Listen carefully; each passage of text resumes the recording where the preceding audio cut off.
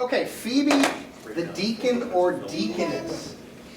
And Phoebe and Junias, we will also see how sometimes translations can be used to push a certain viewpoint which may not be entirely legitimate in terms of what the actual text says. Phoebe is mentioned by Paul in Romans 16:1-2 as being a diakonos. And I guess I should mention something about Romans 16 first before we go into this discussion. Several of the things we're going to talk about in this section are from Romans 16, and usually people who read Romans, it goes something like this. They slog through the first 15 chapters. They understand about 30% of it.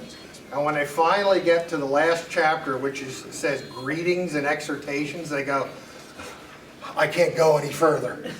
And they either ignore chapter 16 or they do a cursory read of it, and they don't pay that much attention to it. There are golden nuggets in the 16th chapter of Romans. It is an astonishing chapter.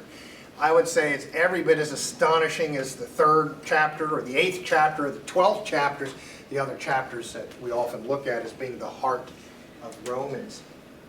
Let's look at the verse first.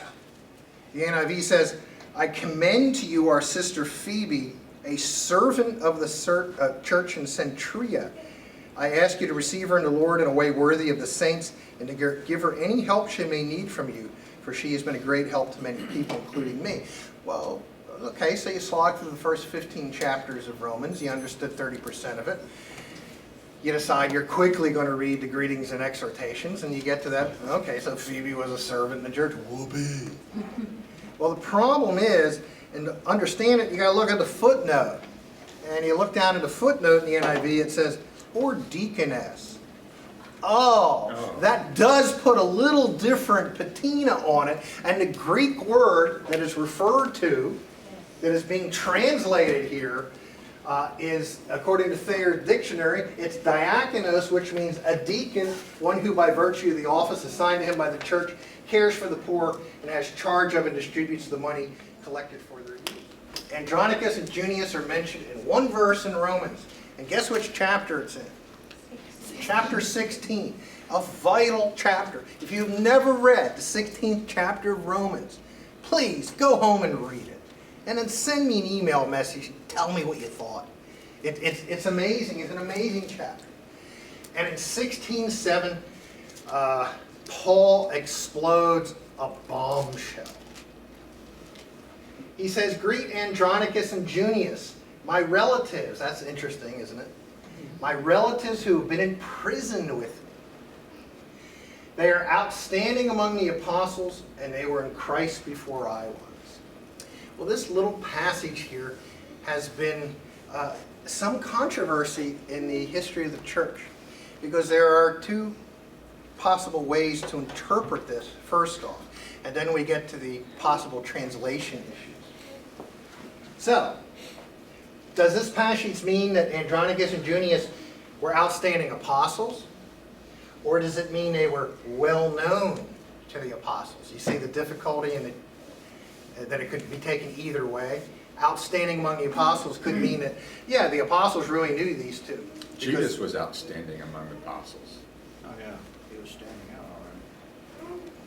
So that's the first If thing. you think well known or famous, or Infamous. yeah. The second thing is, again, looking at the Greek. Junias is the feminine form of a Greek name. So therefore, we may have a female apostle. So if indeed they were outstanding apostles, as opposed to be outstanding among the apostles in the sense that they were well known, well, given that this is definitely the feminine form of the name, well, then we have a female apostle. Thayer's Greek definitions.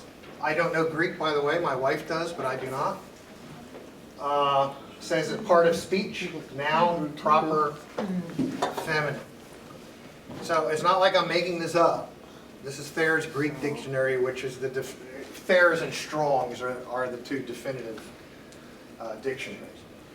They may have been a married couple similar to Priscilla and Aquila, but as many plaudits that are heaped on Priscilla and Aquila in the Bible, they're never referred to as apostles.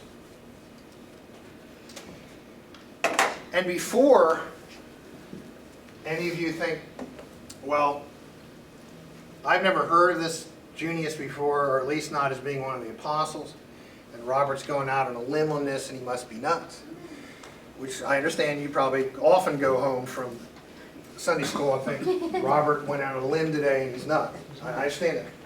But I have some backing from a fairly important early church father, and he was considered to be the greatest preacher in the early church. So we have hundreds of the sermons that he wrote. I don't know that we have any other writings by him, but we have hundreds of sermons that he gave, or homilies that he gave. And we don't know how he delivered them, but we can understand from the content that these were pretty good sermons. And calling him the greatest preacher in the early church is a big thing, because look when he lived. Who else was alive while he was alive? Augustine, Ambrose, Jerome. I mean, all these people were alive during that time, and yet he is the one that's generally considered to be the greatest preacher. Well, let's look and see what he had to say. And to indeed to be apostles at all is a great thing. We can all agree with that, I think. But to be even amongst those of note, just consider what a great iconium this is. So you can see how he interprets it. That not only were they apostles, which in of itself is this great, amazing thing, they were outstanding among the apostles. So you see, whether they be good apostles or they're just famous apostles, the fact that they were mentioned in that way is significant. yes. But they are of note owing to their works, to their achievements. Oh, how great is the devotion of this woman. That I mentioned St. John Chrysostom was one of the great of the early church fathers. How great is the devotion of this woman that she should be even counted worthy of the appellation of apostle. And this comes from homily 31 of the homilies of St. John Chrysostom, Archbishop of Constantinople, on the epistle of St. Paul the Apostle to Rome. You can agree or disagree with with the interpretation I've given this, and I understand the issues with it, that it can be interpreted two ways. They are either well known to the apostles or they were outstanding apostles. I understand reasonable people can interpret that two ways. But there's no question that Junias is a female name. And he just got done in 2 verses before talking about Prisca and Aquila, and now he's talking about another married couple. Anybody by chance have a revised standard version of the Bible with you? Not with me, I do have one at home. Yeah, one of those.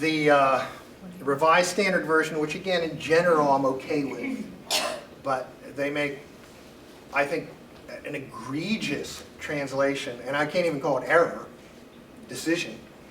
They refer to, they have the part about the outstanding among the apostles, and they say these 2 men are outstanding among the apostles. A boy named Sue. Even though Junias is clearly the Greek form for Phoebe.